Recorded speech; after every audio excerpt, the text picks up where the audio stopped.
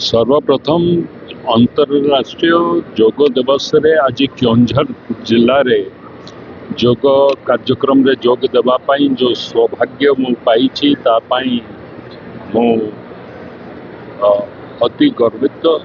एवं योग बाबद रे जो कथा माननीय प्रधानमंत्री कहिछन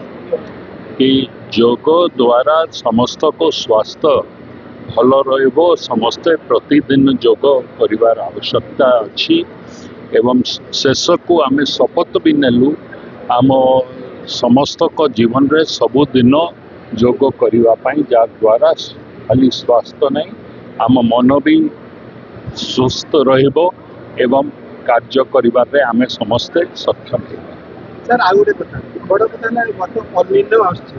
अल्निनो पई कृषि विभाग केते प्रकार सजाग अछि योग दिवस रे योग उपरे पचाइलो कहली एल्निनो बाबद रे अलगा